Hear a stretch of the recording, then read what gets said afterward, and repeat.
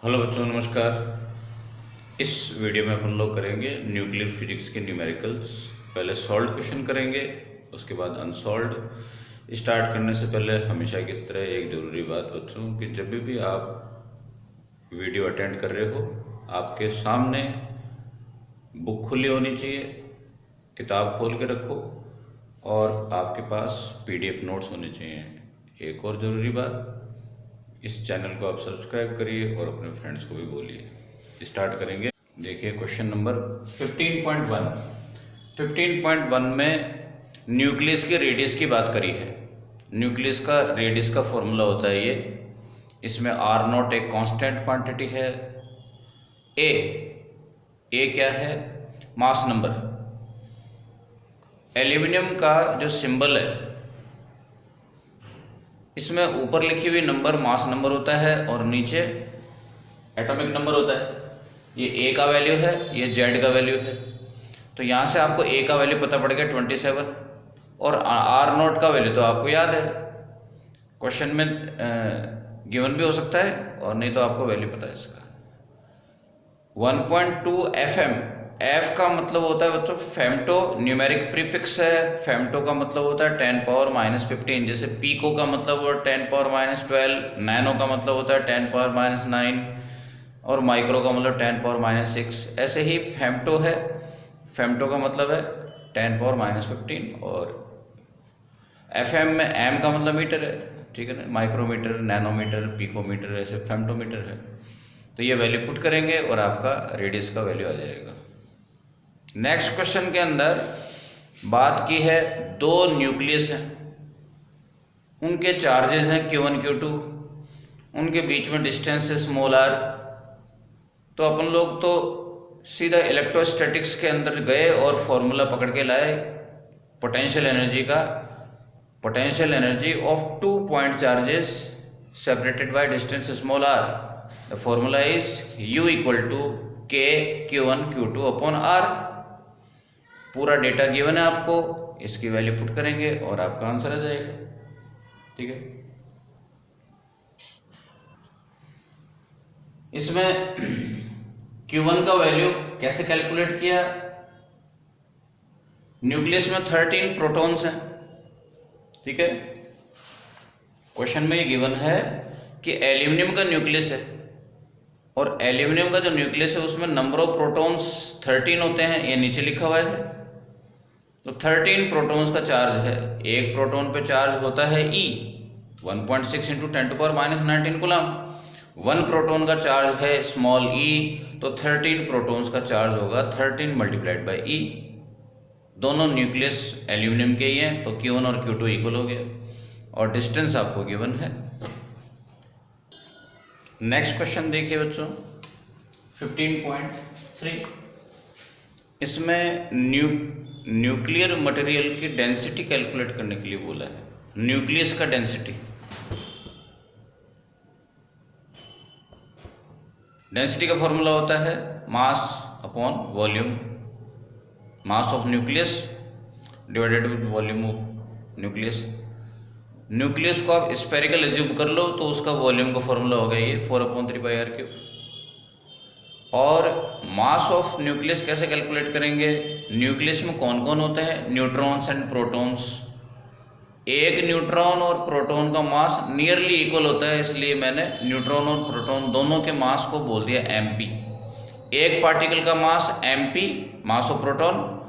तो number of particle कितने होते हैं न्यूक्लियस में? Capital A, mass number.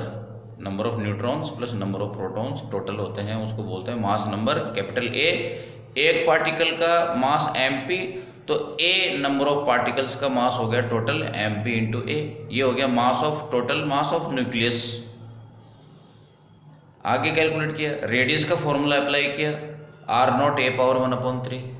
ये जो पावर 3 है, ये अंदर आकर के मल्टीप्लाई होगी तो ये 3 से 3 कैंसिल हो जाएगा और पावर कितनी हो जाएगी? 1 हो जाएगी और R के ऊपर पावर लग जाएगी 3। A और A कैंसिल हो जाएगा, वैल्यू पुट करेंगे और आपका वैल्यू आएगा, यदि अप्रॉक्स कैलकुलेशन करें तो 10⁻17, ठीक है।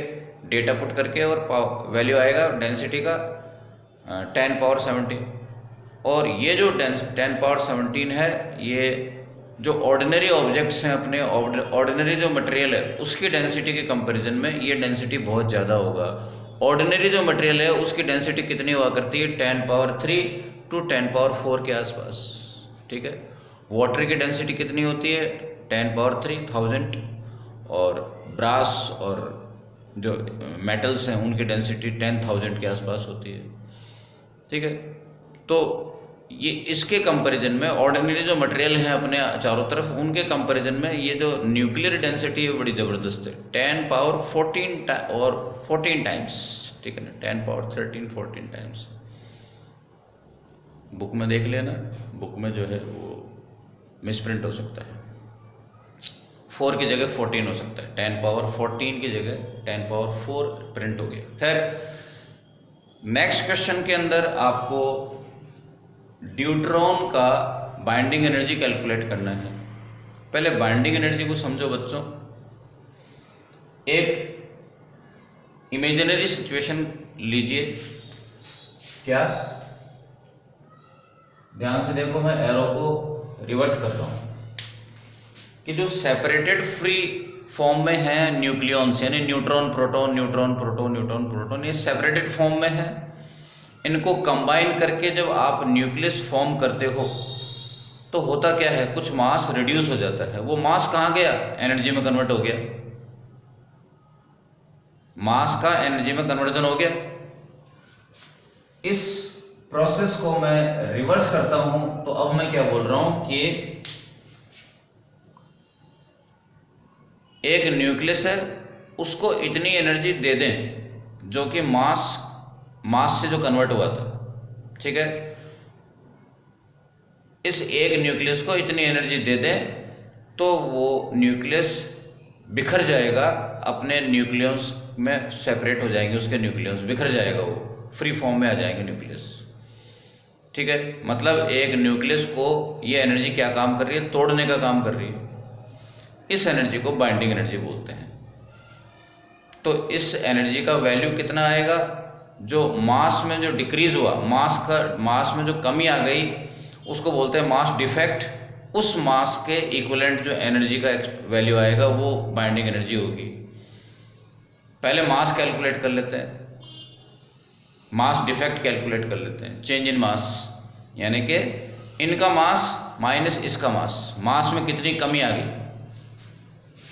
तो मास डिफेक्ट कैलकुलेट करेंगे। इनके मास को कैसे कैलकुलेट करेंगे? मास ऑफ प्रोटॉन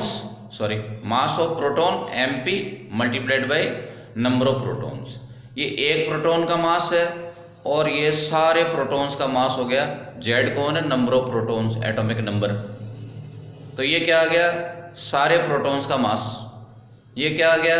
सारे न्यूट्रॉन्स का मास। और कंप्लीट पूरा ब्रैकेट में कौन है? ये इन सब का मास। फ्री फॉर्म में न्यूक्लियॉन्स का मास। न्यूक्लियॉन का मतलब न्यूट्रॉन और प्रोटॉन के लिए कॉमन वर्ड है न्यूक्लियॉन्स। माइनस ये इनका मास आ गया और ये मास किसका है? न्यूक्लियस का। तो सारे न्यूक्लियॉन्स का मास माइनस न्यूक्लियस का मास, ये आएगा मास डिफेक्ट। वैल्यूज पुट करेंगे, मास डिफेक्ट की वैल्यू आ जाएगी। और पर्टिकुलर ड्यूट्रॉन के लिए, ड्यूट्रॉन क्या होता है ये नोटिस करें। ड्यूट्रॉन हाइड्रोजन के 3 आइसोटोप्स होते हैं, उनमें से ये बीच वाला है, ठीक है ना। हाइड्रोजन के 3 आइसोटोप्स होते हैं, प्रोटियम, ड्यूटेरियम और ट्राइटियम। इस वाले को, इस पार्टिकल को बोलते हैं ड्यूट्रॉन, ठीक है। तो इसके अंदर 1 प्रोटॉन और 1 न्यूट्रॉन होता है। इसको देख करके अपने को पता लग रहा है और आपको याद भी होना चाहिए। हाइड्रोजन के अंदर 1 प्रोटॉन और 0 न्यूट्रॉन होते हैं। प्रोटियम में फर्स्ट हाइड्रोजन का जो फर्स्ट वाला जो आइसोटोप है उसमें 1 प्रोटॉन और 0 न्यूट्रॉन होते हैं। इसमें 1 प्रोटॉन 1 न्यूट्रॉन होते हैं, इसलिए यहाँ पर 2 है, number of proton plus neutron. और ट्राइटियम के अंदर 1 प्रोटॉन होता है और 3 क्या होते हैं? प्रोटॉन प्लस न्यूट्रॉन, यानी कि 1 प्रोटॉन और 2 न्यूट्रॉन होते हैं ट्राइटियम में। ड्यूटेरियम में यानी ड्यूट्रॉन के अंदर 1 प्रोटॉन 1 न्यूट्रॉन होता है। नंबर ऑफ प्रोटॉन कितना है, जेड का वैल्यू 1। नंबर ऑफ न्यूट्रॉन कितना है, एन का वैल्यू 1। मास ऑफ प्रोटॉन और मास ऑफ न्यूट्रॉन ये आपको बच्चों रटे हुए होने चाहिए, ये एक्सपेक्ट मत करना कि क्वेश्चन में गिवन होगा। क्वेश्चन में मास ऑफ न्यूक्लियस गिवन हो सकता है, ठीक है ना। इतने सारे न्यूक्लियाई हैं, कितनों को रटेंगे, कितने के मास रटेंगे, तो मास ऑफ न्यूक्लियस आपको गिवन हो सकता है, गिवन होगा, ठीक है। और ये आपको रट के रखने पड़ेंगे, mass of proton and neutron, ठीक है। ये वैल्यूज पुट करा तो आपने डेल एम का वैल्यू आ गया 0.002 AMU। सारा कैलकुलेशन अपन लोग एटॉमिक मास यूनिट में कर रहे हैं, तो आपको डेल एम का वैल्यू आ गया। इस मास डिफेक्ट के इक्विवेलेंट कितनी एनर्जी प्रोड्यूस हुई, इस मास डिफेक्ट के इक्विवेलेंट आप एनर्जी कैलकुलेट करोगे और उस एनर्जी को बोलेंगे बाइंडिंग एनर्जी। आइंस्टीन्स फॉर्मूला है एनर्जी इक्वल टू mc²। मास की जगह मास डिफेक्ट का वैल्यू पुट करेंगे और c स्पीड ऑफ लाइट का वैल्यू पुट किया, ये जूल यूनिट में आएगा। इसको इलेक्ट्रॉन वोल्ट में अपन ने कन्वर्ट किया इससे डिवाइड करके। लेकिन एक्चुअल अपन लोग क्या करते हैं, ऐसा कैलकुलेशन नहीं करते। इस पूरे चीज को अपन ने रेडीमेड कैलकुलेट कर रखा है और उसको याद करके रखेंगे। 931 इंटू 10⁶ इलेक्ट्रॉन वोल्ट। इस पूरे का वैल्यू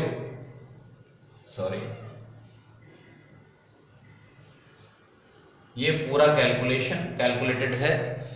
इस पूरे का कैलकुलेशन 931 इंटू 10⁶ आता है। इसको आप करके और जो भी फाइनल वैल्यू आपका आएगा मेगा इलेक्ट्रॉन वोल्ट में आ जाएगा, बाइंडिंग एनर्जी का वैल्यू, ठीक है बच्चों। इसका नेक्स्ट केस है स्टेनस के लिए आपको बाइंडिंग एनर्जी पता करनी है और स्टेनस का ये जो सिंबल है आपको गिवन है। ऊपर लिखा हुआ नंबर है number of mass number of nucleons, number of neutron plus proton, और नीचे लिखा हुआ नंबर होता है बच्चों नंबर ऑफ प्रोटॉन्स यानी कि एटॉमिक नंबर 50। जेड का वैल्यू है 50, ये जेड का वैल्यू आप 50 पुट करोगे इधर। नंबर ऑफ न्यूट्रॉन कैसे निकालेंगे, 120 माइनस 50 कितना आएगा, 120 माइनस 50 70। एन का वैल्यू नंबर ऑफ न्यूट्रॉन्स कितना हो गया 70। सेम टू सेम पहले की तरह कैलकुलेशन करेंगे। मास ऑफ न्यूक्लियस अब की बार आपको गिवन होगा ये, और मास डिफेक्ट का वैल्यू आ गया 1.008 AMU। और इस मास से equivalent energy 931 mega electron volt multiply करके निकाल लेंगे। क्वेश्चन 5.16 देखिए बच्चों, इसमें यूरेनियम 235 की बात करी है। यूरेनियम 235 के न्यूक्लियस से एक न्यूट्रॉन रिएक्ट करता है और यूरेनियम 236 बना लेता है, एनर्जी जनरेट होती है। इस प्रोसेस के अंदर इनका मास कितना है, इनका टोटल मास है ये, और इसका मास कितना है प्रोडक्ट का इतना, और इनको कैलकुलेट करके आप देखोगे कि मास डिक्रीज हो गया। न्यूक्लियर रिएक्शन के अंदर मास डिक्रीज हो गया, वो मास कहाँ गया, एनर्जी में कन्वर्ट हो गया। तो सबसे पहले तो आप कैलकुलेट करोगे मास डिफेक्ट, इनका मास माइनस इसका mass, mass of reactant minus mass of products. इससे मास में जो डिक्रीमेंट आया है, मास का जो डिक्रीज हुआ है, वो मास डिफेक्ट आपको कैलकुलेट हो जाएगा। जब आपको डेल एम यानी मास डिफेक्ट कैलकुलेट हो जाएगा, उसमें 931 मेगा इलेक्ट्रॉन वोल्ट मल्टीप्लाई करके आप एनर्जी कैलकुलेट कर लो, ठीक है।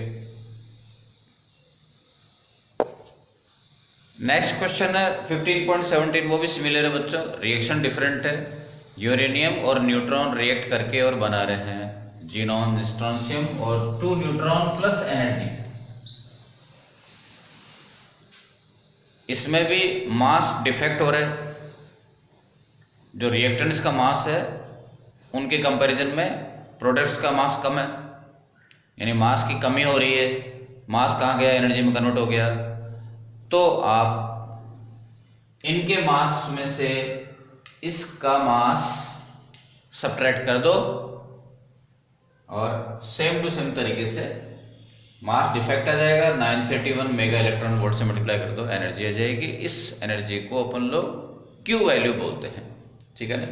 ये जो पर्टिकुलर एनर्जी किसी भी न्यूक्लियर रिएक्शन में जो एनर्जी जनरेट हो रही है उसको अपन लोग क्यू वैल्यू बोलते हैं। नेक्स्ट क्वेश्चन है बच्चों 15.18। इसमें आपको, और इंटरेस्टिंग क्वेश्चन हो सकता है ये, इसमें एक डेटा गिवन है आपको कि यूरेनियम का एक न्यूक्लियस का फ्यूजन होता है तो 200 mega electron volt energy produce होती है। और ये डेटा आपको याद भी रखना चाहिए, आपके नोट्स में लिखा हुआ है। 1 यूरेनियम न्यूक्लियस ब्रेक होकर के, फ्यूजन होकर के और बनता है, और इतनी एनर्जी प्रोड्यूस होती है 200 मेगा इलेक्ट्रॉन वोल्ट, जो अपने आप में काफ़ी बहुत ह्यूज अमाउंट है। तो एन न्यूक्लियाई से कितनी एनर्जी पैदा होगी, एन मल्टीप्लाइड बाई ये, नंबर ऑफ न्यूक्लियस कितने हैं टोटल, एन, वो पता करना है आपको। अमाउंट कितना दे रखा है आपको, 1 kg, टोटल आपके पास 1 kg अमाउंट ऑफ यूरेनियम है। तो 1 kg यूरेनियम में कितने नंबर ऑफ न्यूक्लियस होते हैं, यानी कि एटम होते हैं, वो आपको पता लगाना है। मोल कंसेप्ट में जाओ, वहाँ से आपको नंबर ऑफ न्यूक्लियस यानी नंबर ऑफ पार्टिकल्स पता पड़ेंगे। आपको मालूम है कि 235 ग्राम यूरेनियम में के अमाउंट को 1 मोल बोलते हैं, और इस पर्टिकुलर अमाउंट को बोलते हैं यूरेनियम का molar mass. 235 gram of uranium is equal to 1 mole of uranium, और किसी भी सब्सटेंस के 1 मोल में Na पार्टिकल होते हैं। Na का वैल्यू ये है, इतने सारे पार्टिकल होते हैं, अवोगाड्रो नंबर। 1 मोल में हमेशा Na पार्टिकल होते हैं, चाहे वो किसी भी सब्सटेंस के हों, और 1 मोल यूरेनियम का मास 235 ग्राम होता है, उसको किलोग्राम में यूज करेंगे। तो इतने ग्राम में इतने पार्टिकल, तो इतने किलोग्राम में Na पार्टिकल, तो 1 किलोग्राम में कितने पार्टिकल होंगे, यूनिटरी मेथड से आप ये इसमें डिवाइड हो गया Na अपॉन दिस मच। इतने सारे पार्टिकल्स हैं 1 किलोग्राम यूरेनियम में। ये आपके पास में n का वैल्यू आ गया। ये n का वैल्यू यहाँ पुट करके और आप एनर्जी कैलकुलेट कर सकते हो कि इतनी एनर्जी आपके प्रोड्यूस होगी 1 किलोग्राम यूरेनियम के कंज्यूम होने से, ठीक है।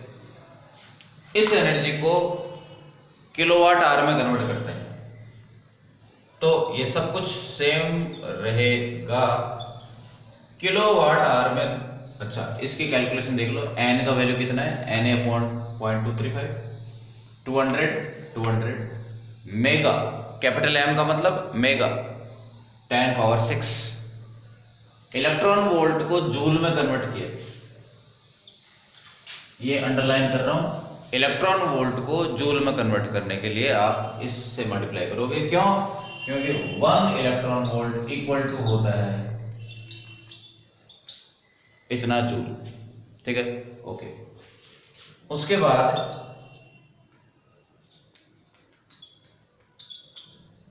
इसको, ये जो अमाउंट ऑफ एनर्जी है ये अभी तक जूल में है, इसको किलोवाट आवर में कन्वर्ट करेंगे।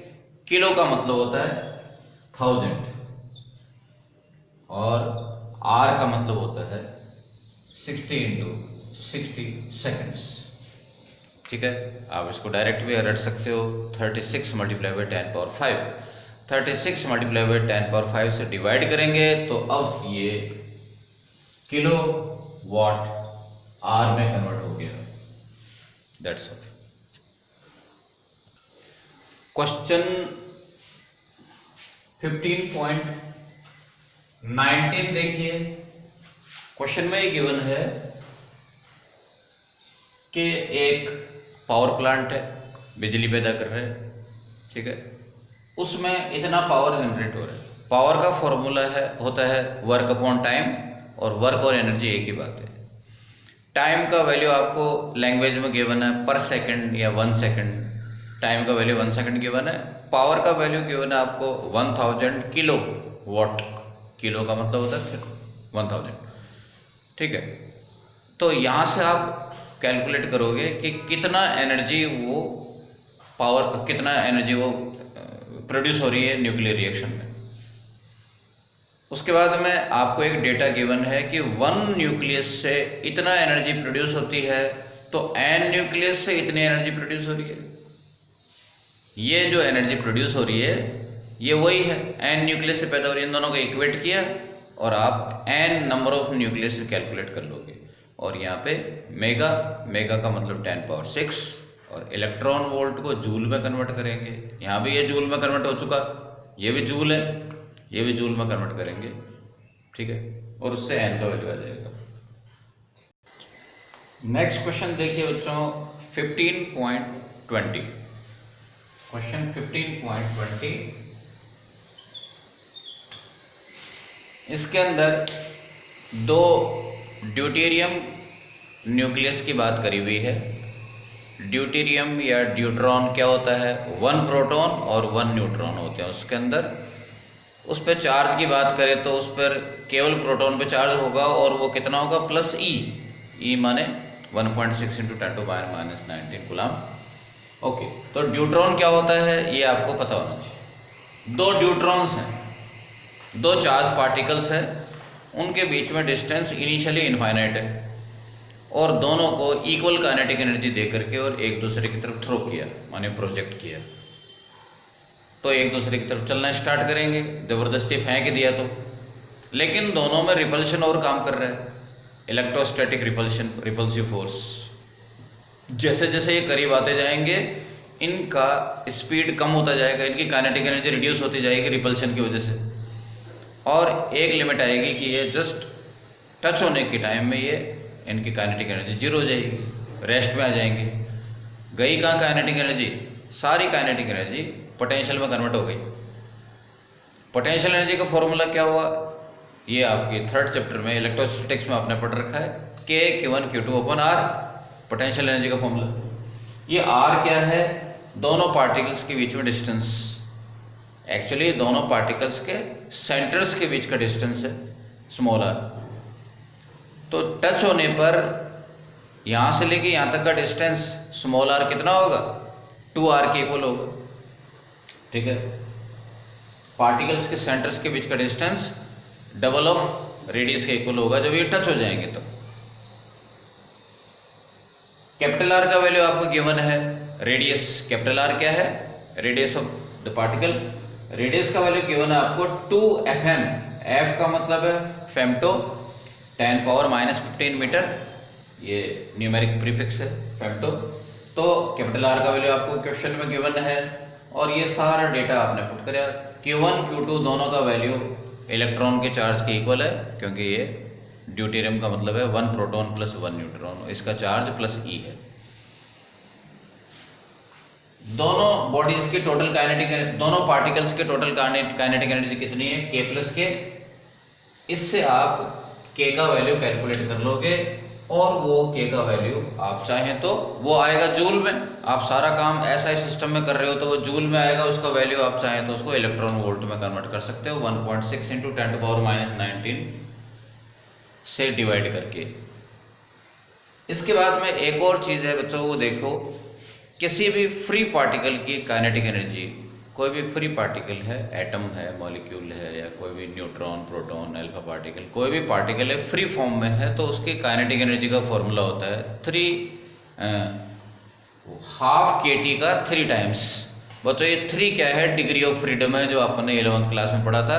12 kT है 1 डिग्री ऑफ फ्रीडम के साथ एसोसिएटेड एनर्जी, और number of degree of freedom multiply कर दोगे तो टोटल एनर्जी आ जाएगी पार्टिकल की। अब न्यूट्रॉन की डिग्री ऑफ फ्रीडम 3 होती हैं, किसी भी फ्री पार्टिकल की डिग्री ऑफ फ्रीडम होती है 3। तो ये आपका ये जो काइनेटिक एनर्जी है इसका वैल्यू यहाँ पुट करके आप टेम्परेचर का वैल्यू कैलकुलेट कर सकते हैं। K कौन होता है, Kb इज बोल्ट्जमैन कांस्टेंट, जिसका वैल्यू इतना होता है, बोल्ट्जमैन कांस्टेंट। क्वेश्चन 15.21 देखो बच्चों, इसके अंदर ये डेटा गिवन है कि 3 न्यूक्लियाई से 3 न्यूक्लियाई के फ्यूजन से उन 3 न्यूक्लियस के मिलने से इतनी एनर्जी प्रोड्यूस होती है फ्यूजन से। तो आपने कैलकुलेट कर लिया है कि 1 न्यूक्लियस के वजह से इतनी एनर्जी है और n न्यूक्लियाई की वजह से इतनी एनर्जी होगी। यूनिटरी मेथड से आपने कैलकुलेट कर लिया। नंबर ऑफ न्यूक्लियाई कितने हैं टोटल n, वो क्या आपको कैलकुलेट करने हैं। मटेरियल या पार्टिकल का नाम क्या है, ड्यूटेरियम, जिसका मोलर मास होता है 2 ग्राम यानी कि 0.00 kg, 0.002 kg। इतने मास को आप बोलते हैं 1 मोल अमाउंट, मोलर मास के अमाउंट को बोलते हैं 1 मोल, ठीक है।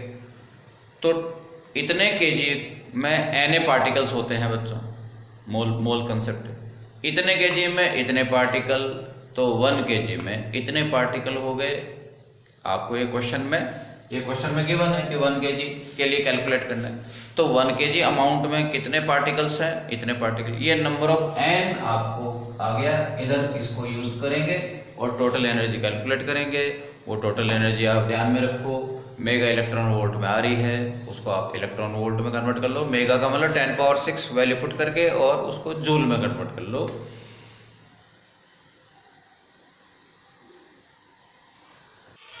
तो जो इस वीडियो में आपने 15 चैप्टर के सॉल्व क्वेश्चन कर लिए।